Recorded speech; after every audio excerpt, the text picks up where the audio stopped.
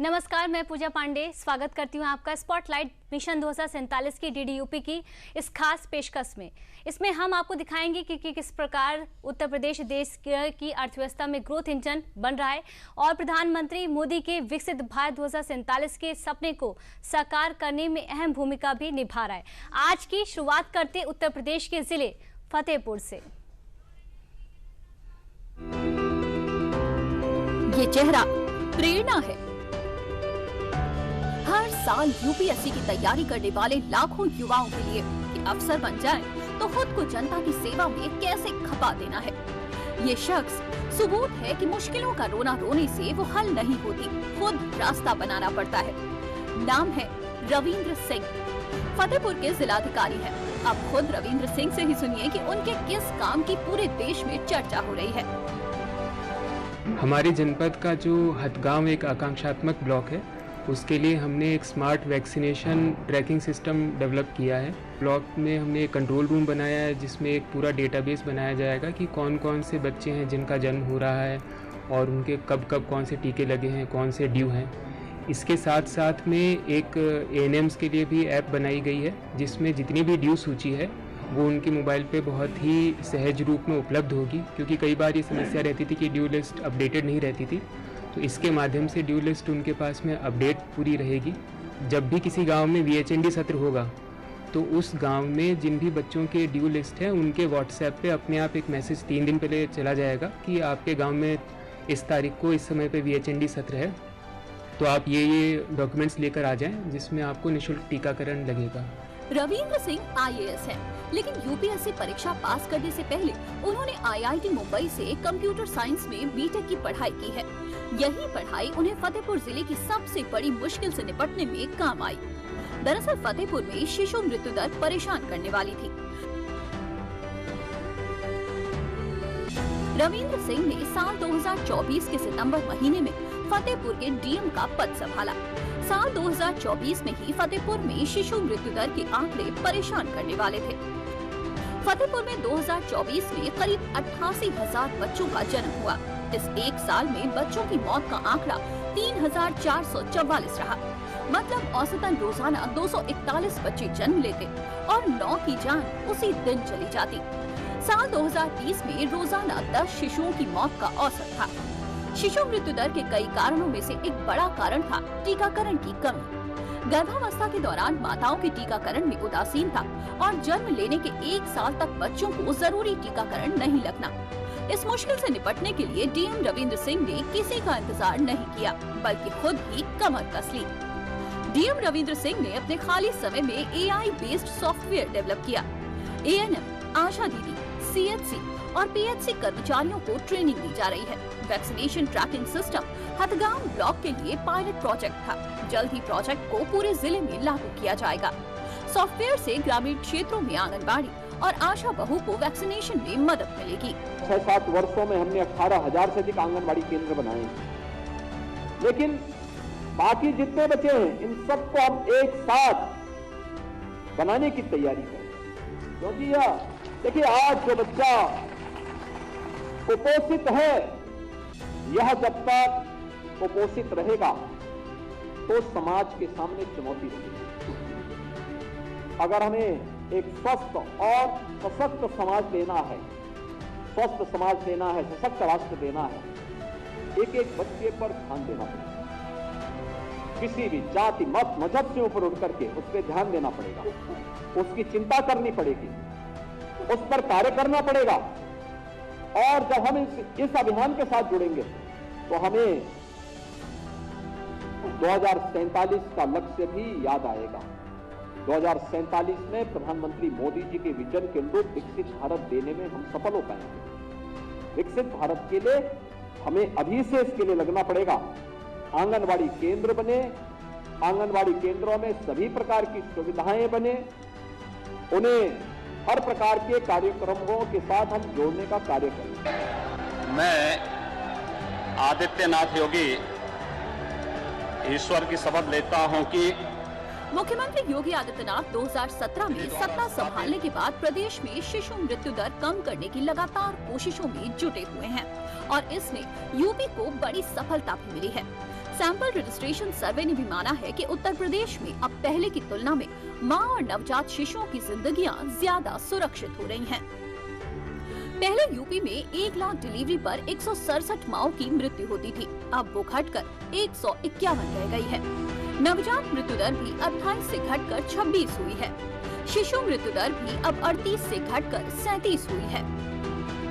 ऐसे में फतेहपुर के जिलाधिकारी रविंद्र सिंह की ये पहल योगी सरकार की कोशिशों को और ताकत देगी। आप ये समझिए कि ये सॉफ्टवेयर काम कैसे करेगा और क्यों इसे नवजात बच्चों की जान बचाने में बड़ी मदद मिलेगी।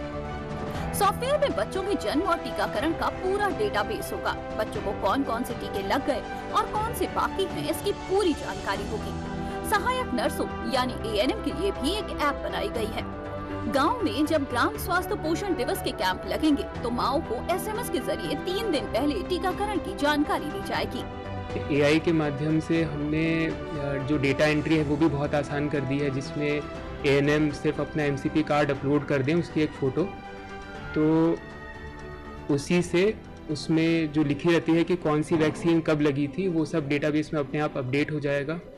और जो पूरा एक एनालिसिस होता है, डेटा एनालिसिस, वो भी AI के माध्यम से कर रहे हैं, जिसमें जो पूरा हमारा डेटाबेस है बच्चों का, उनके टीकाकरण का, तो उसके एक सहज रूप से बिना किसी तकनीकी जानकारी के ब्लॉक के स्वास्थ्य विभाग के अधिकारी कर्मचारी एनालिसिस कर सकते हैं कि कौन से गांव में टीका अच्छे से समय से लग पा रहे हैं, कहाँ पे नहीं लग पा रहे हैं, कितना विलम्ब है, क्यों विलम्ब है और कहाँ पे टीकों की ज़्यादा ज़रूरत है। तो इससे एक ओवरऑल प्लानिंग में भी बहुत सहायता मिलेगी। यूपी को माओं और नवजात बच्चों के लिए सुरक्षित बनाने के लिए सीएम योगी की कोशिशों में एक नया आयाम DM रविंद्र सिंह ने जोड़ा है। ये सबूत है कि जब अधिकारी ठान लें तो मुश्किलें चुटकियों में निपट जाती हैं। स्पॉटलाइट में वक्त हो चला एक छोटे से ब्रेक का।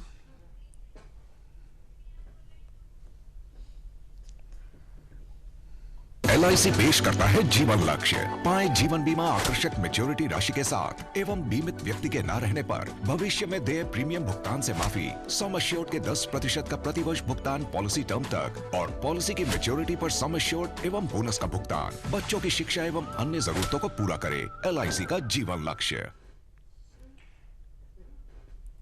ब्रेक के बाद स्पॉटलाइट में एक बार फिर आप सभी का स्वागत है। तो देखा आपने किस प्रकार फतेहपुर के DM ने AI based smart vaccination system बनाकर फतेहपुर में शिशु मृत्यु दर को कम किया है। इस विकास की यात्रा में आगे बढ़ते हैं और आपको दिखाते हैं कि किस प्रकार से 1997 में इटावा में अलग होकर बना जिला औरैया विकास की नई मिसाल बन रहा है।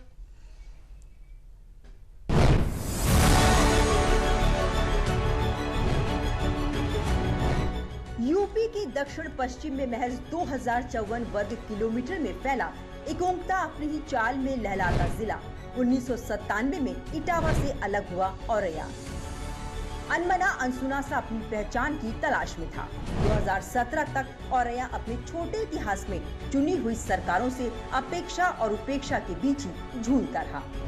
साल 1997 में इटावा से अलग होकर औरैया नया जिला बना।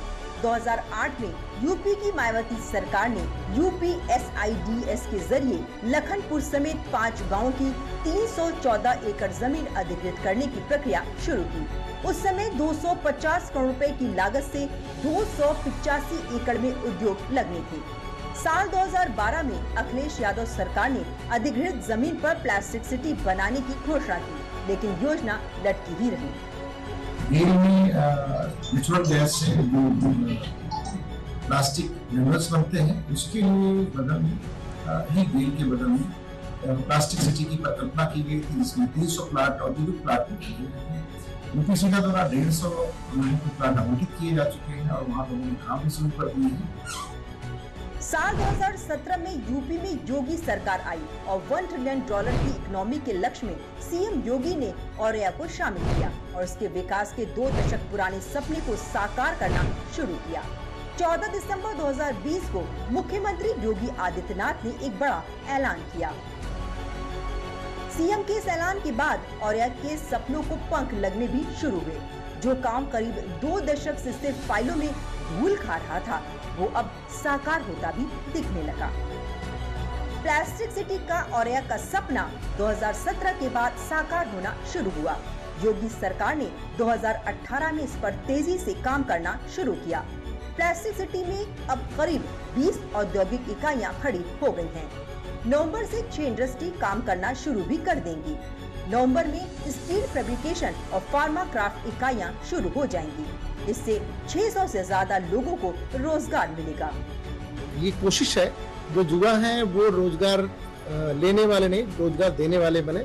उसी के आधार पे हम लोग एग्रो मतलब जो बिजनेस है या पीओज हैं उनको मिला के काम कार्य कर रहे हैं, जो कि कुछ पीओज बहुत अच्छा काम किया है। उन्होंने नए नए नवाचारों के माध्यम से उन्होंने अपनी आय को वृद्धि की।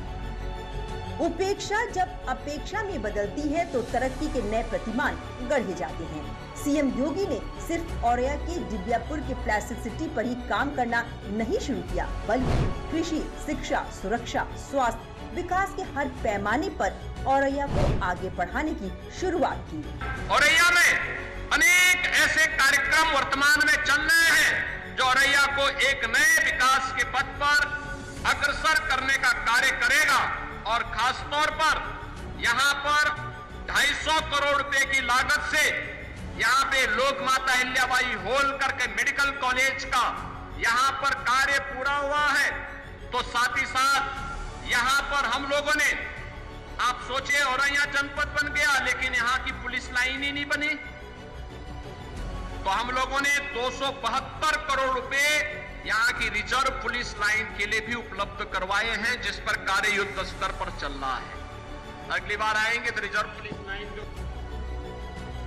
योगी सरकार की ओडीओपी योजना का लाभ बड़े पैमाने पर औरैया को मिला, क्योंकि औरैया का देसी घी की महक अब इस योजना से पूरी दुनिया में पहुंच रही है। औरैया में करीब 2 लाख डेयरी किसान हैं। औरैया के देसी घी को ओडीओपी में शामिल किया गया। करीब 3000 परिवार ओडीओपी योजना के सीधे लाभार्थी हैं। पशुपालन से जुड़े परिवारों की आर्थिक स्थिति में बढ़ोतरी हुई है। जनपद की ओडीओपी मुख्य रूप से घी है और घी का उत्पादन, घी की पुरानी मंडी औरैया में थी, इसे फिर से जीवित किया गया है और 3000 लोगों को इस ओडीओपी में घी के निर्माण में प्रशिक्षित किया गया है और लगभग अब तक 25 करोड़ रुपया ओडीओपी के अंतर्गत सरकार की तरफ से उनको सहायता मिली है। औरैया में विकास कैसे हर लेयर पर हो रहा है, इसको समझने के लिए आपको औरैया को अलग अलग खंडों में देखना और समझना होगा। औरैया जिले में करीब 841 गांव शामिल हैं। जिले की करीब 80% आबादी गांव में रहती है। कृषि और पशुपालन औरैया का मुख्य व्यवसाय है। औरैया कृषि प्रधान क्षेत्र है और ज्यादा आबादी किसान मेन करीब 1.5 लाख हेक्टेयर जमीन है। मुख्य फसलें गेहूँ, धान, बाजरा, मूंगफली, इसके अलावा लहसुन और आलू की खेती होती है। 1997 में जब औरैया जिला बना तो बस चौहद्दी खींच दी गई। जिला नया बना लेकिन बदहाली की पुरानी कहानी चलती रही। रोटी, कपड़े और मकान तीनों की जद्दोजहद औरैया के आम आदमी के जीवन में चलती रही, लेकिन 2017 के बाद औरैया की सूरत भी बदलनी शुरू हुई और किस्मत भी।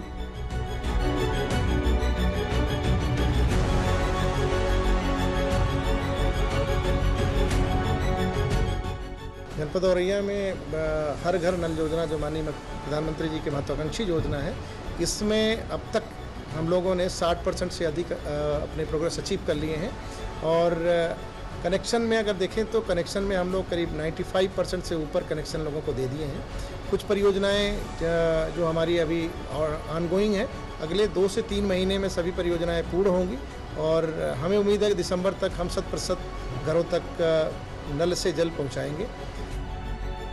औरैया के कायाकल्प के लिए योगी सरकार ने किसानों और नौजवानों दोनों को ध्यान में रखकर विकास का ब्लूप्रिंट बनाया।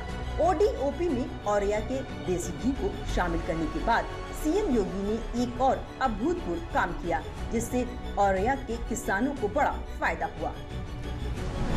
यूपी में पहली बार किसानों से सरकार MSP पर मक्का खरीदने जा रही है। 1 अक्टूबर 2025 से 31 दिसंबर 2025 तक यूपी सरकार मक्का खरीदेगी। मक्का के लिए MSP 2,225 रुपए प्रति क्विंटल रखी गई है और यह जिले में 14,604 हेक्टेयर में मक्के की खेती होती है और यह में 1 एकड़ में 35 से 40 टन मक्के की उपज होती है। प्रधानमंत्री मोदी जी के विकसित भारत के अभियान को एक नई ऊंचाई तक पहुंचाने का काम करे, यह संकल्प मुझे उत्तर प्रदेश के इन 20-25 जनपदों में मकई की खेती के माध्यम से देखने को मिल रहा है। ये कैश क्रॉप है किसानों का। आपने देखा होगा प्रति हेक्टेयर एक किसान 2.5 लाख रुपए की आमदनी कर रहा है। यानी प्रति एकड़ अगर आप देखेंगे 1 लाख रुपए की इनकम एक किसान को हो रही है और ये अब एक नहीं 3 फसल बो सकता है। आलू की फसल के बाद मकई की, मकई के बाद धान की। बहनों और भाइयों, यही है कौशलता, यही है कौशल। अन्नदाता किसान अपने पुरुषार्थ से देश की समृद्धि में कैसे सहायक हो रहा है, उसका ये नमूना है और उसी नमूने के लिए आपका अभिनंदन करने के लिए मैं औरैया जनपद में विशेष रूप से आया हूं। मक्के की फसल से न सिर्फ जिले के किसानों को एक अतिरिक्त फसल मिली, बल्कि उसके साथ समृद्धि का एक पूरा समीकरण भी जुड़ गया है। औरैया के जिस इलाके को बीहड़ कहकर उसे खेती लायक नहीं माना जाता था, अब सरकार की प्रोत्साहन से वहां पर समृद्धि की फसल लहलहा रही है। पिछले सालों में मक्के की अच्छी फसल किसानों ने पैदा की और MSP में मक्के की खरीद और मूंगफली की खरीद भी सरकार ने शुरू की। इससे किसानों को अच्छी आय प्राप्त हो रही है। सीएम योगी खुद मानते हैं कि किसी भी इलाके की विकास यात्रा की पहली सीढ़ी शिक्षा है। यूपी जब बीमारू राज्य था तब इसका एक बड़ा कारण शिक्षा भी था। सीएम योगी ने 2017 में आने के बाद पूरे यूपी में शिक्षा की नई अलख जगाई तो औरैया भी रोशनी से नहा उठा। शिक्षा के कायाकल्प के लिए 3 स्तरों पर काम हुआ। हम लोगों ने प्राथमिक स्कूलों में जनपद में पिछले 1 वर्ष में कुछ नवाचार शिक्षा के क्षेत्र में किया है, जिसमें प्राथमिक और उच्च प्राथमिक विद्यालयों में पहले कायाकल्प के बाद कायाकल्प प्लस और कायाकल्प प्लस के माध्यम से उन्हें वहाँ मूलभूत सुविधाओं को अपग्रेड करना, इसके साथ ही साथ उनका कैरिकुलम बनाना, टीचर्स की ट्रेनिंग करना और बेसिक हमारा एम्फेसिस था कि बच्चों की उपस्थिति 100% हो और लर्निंग आउटकम बढ़े। इसके लिए 50 विद्यालय प्रथम चरण में लिए गए थे, 70 विद्यालय द्वितीय चरण में लिए गए। कुल 120 विद्यालयों में अब तक हम लोगों ने मिशन ज्योतिर्गमय चलाया है। समृद्धि का एक रास्ता स्वास्थ्य से भी होकर जाता है। 1997 में औरैया नया जिला बना, लेकिन बेहतर स्वास्थ्य सुविधाओं के लिए जिले के लोगों को आसपास या फिर राजधानी लखनऊ ही आना पड़ता था। योगी सरकार ने साल 2024 में औरैया को अपने मेडिकल कॉलेज का तोहफा भी दिया। भाइयों बहनों, औरैया जनपद में अपना एक मेडिकल कॉलेज बने, एक सपना था, लेकिन हम आभारी हैं प्रधानमंत्री मोदी जी के, जिनकी अनुकंपा से प्रधानमंत्री स्वास्थ्य सुरक्षा योजना के अंतर्गत आज औरैया जनपद का ये सपना भी साकार हो रहा है। मेडिकल कॉलेज बनने से पहले योगी सरकार ने औरैया में स्वास्थ्य के क्षेत्र में इंफ्रास्ट्रक्चर विकास और योजनाओं के जरिए काफी सुधार कर दिया था। एक समय औरैया में शिशु मृत्यु दर परेशानी का सबब था, लेकिन अब हालात बदल रहे हैं। स्वास्थ्य के क्षेत्र में अगर हम देखें तो हम लोगों ने आरोग्यम के माध्यम से हर न्याय पंचायत में शिविर लगाए हैं और ग्रास रूट पे काम करने की स्थिति ऐसी हुई कि महिला और शिशु मृत्यु दर यहाँ जो भारत सरकार की जो आंकड़े हैं, भारत सरकार के जो मानक है उससे भी बेहतर है। हमारा अगर बालिकाओं के बारे में बेटी बचाओ बेटी पढ़ाओ में जो काम किया है हम लोगों ने, वर्तमान में जो सेक्स रेशियो 1021 के करीब है, तो आप देख सकते हैं कि जनपद में बेटियों के लिए काफी कार्य किया गया है। पीएम मोदी का मिशन है कि साल 2047 तक भारत को विकसित देश बनाना और उसी से प्रेरणा लेकर सीएम योगी ने भी विकसित यूपी अभियान की शुरुआत की है। औरैया जैसे जिले में विकास की जो गंगोत्री निकली है, उससे ये उम्मीद बेमानी नहीं है कि यूपी समय से पहले ही लक्ष्य को हासिल कर लेगा।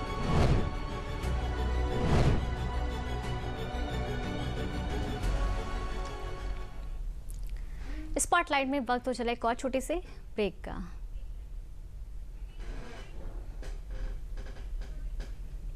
कब तक आप ऐसे फ्यूचर का टेंशन लेकर चलते रहेंगे? LIC के न्यू पेंशन प्लस के साथ अपनी पेंशन का प्लान बनाइए, क्योंकि ये प्लान आपके फ्यूचर के लिए मार्केट लिंक्ड वेल्थ क्रिएट करता है। और तो और इस प्लान में गारंटीड एडिशंस के साथ पेंशन पाने के कई ऑप्शंस भी हैं, so that you grow young and tension free. LIC हर पल आपके साथ।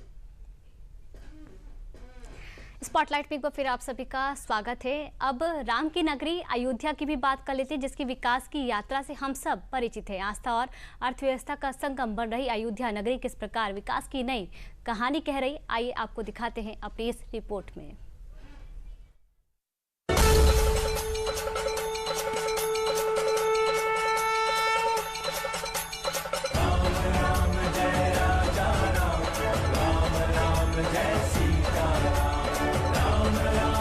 रामनगरी अयोध्या एक बार फिर तैयार है दीपोत्सव में धर्म और आस्था के महासंगम को पूरी दुनिया के सामने दिखाने के लिए। लेकिन योगी सरकार के लिए अयोध्या धर्म और आस्था का संगम नहीं, बल्कि धर्म, आस्था और पर्यटन की त्रिवेणी है। इस बार दीपोत्सव में दिखेगी इसी त्रिवेणी की नई चमक।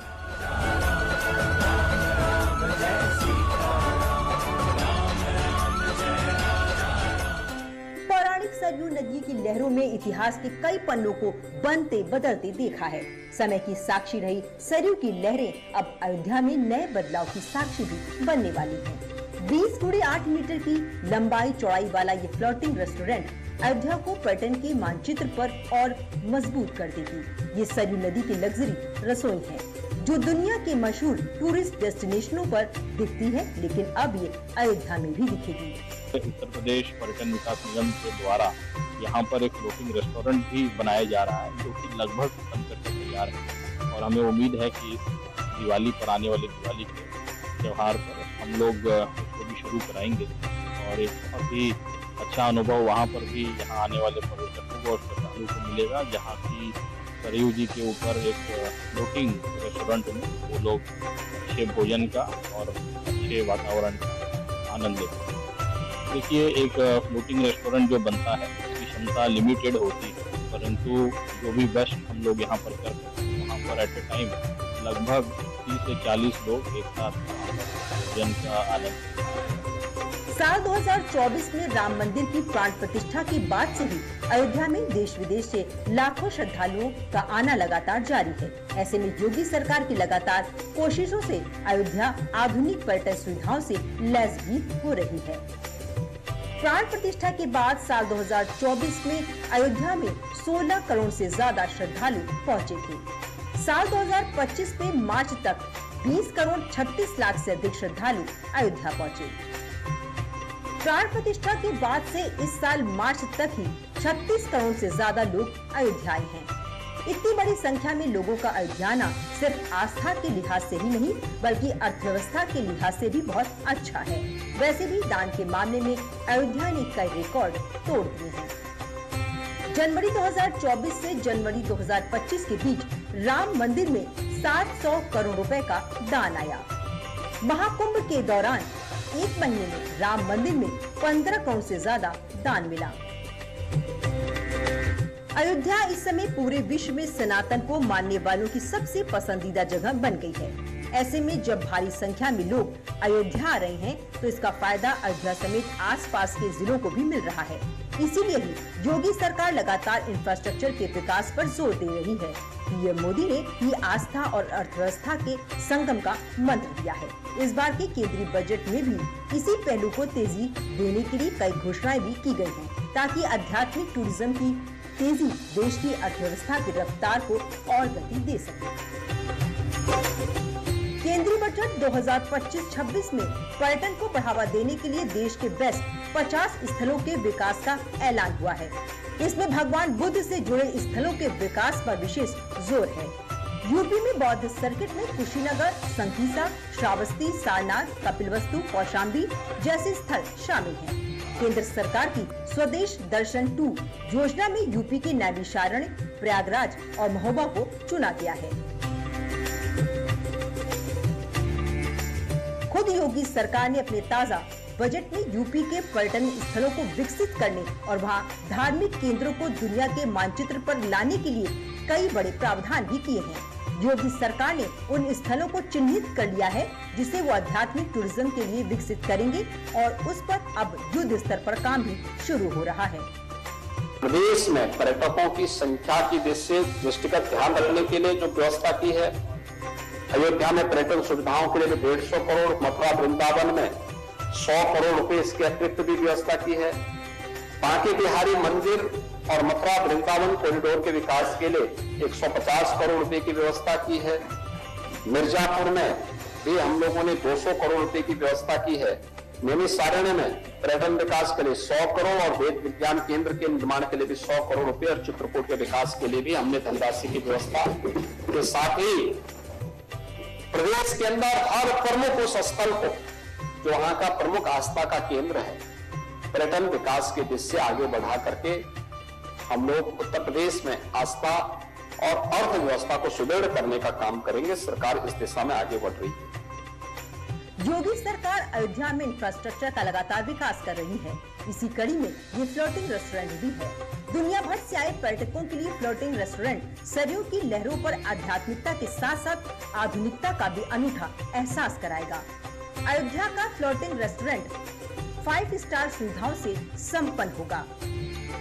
3 करोड़ 59 लाख करोड़ की लागत से तैयार फ्लोटिंग रेस्टोरेंट को मुंबई की कंपनी बना रही है।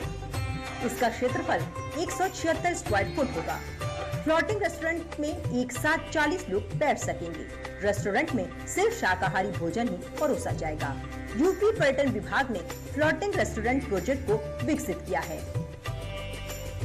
अयोध्या में सरयू नदी पर पहले से क्रूज चल रही हैं और इसको लेकर आने वाले श्रद्धालुओं में बड़ा क्रेज होता है। राम मंदिर दर्शन के बाद पर्यटक क्रूज से घाटों की सुंदरता भी निहारते हैं।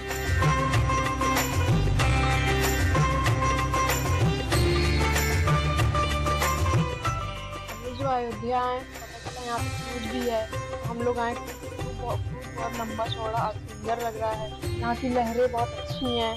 यहाँ पे आने के बाद पता चला कि मतलब ऐसा यहाँ पे है, तो हम लोग यहाँ पे आए, बहुत सुंदर लग रहा है। खुद सीएम योगी अयोध्या के हर विकास काम पर पल पल की नजर रखे हुए हैं। दीपोत्सव की तैयारियां भी अयोध्या में जोरों पर हैं और इस बार अयोध्या फिर से वर्ल्ड रिकॉर्ड बनाने की तैयारी में है।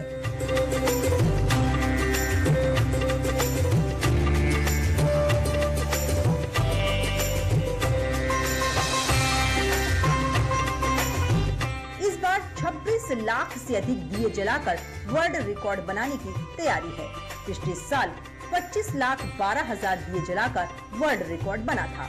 इसके अलावा इस बार दीपोत्सव में 1,251 अर्चक एक साथ सरयू नदी की महाआरती कर नया गिनीज वर्ल्ड रिकॉर्ड बनाएंगे।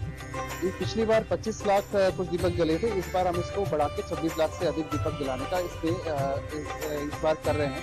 और साथ में जो आरती हुई थी एक साथ 1101 आरती की गई थी, लोगों द्वारा आरती की गई थी, उसको भी हम इस बार बढ़ा के अधिक करने के प्लानिंग में है।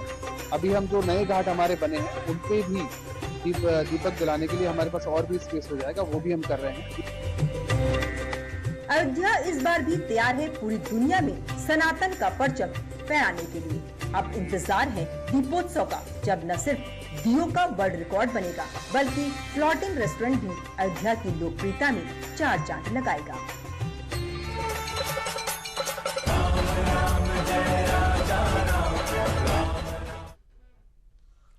स्पॉटलाइट में आज के लिए इतना ही। नमस्कार।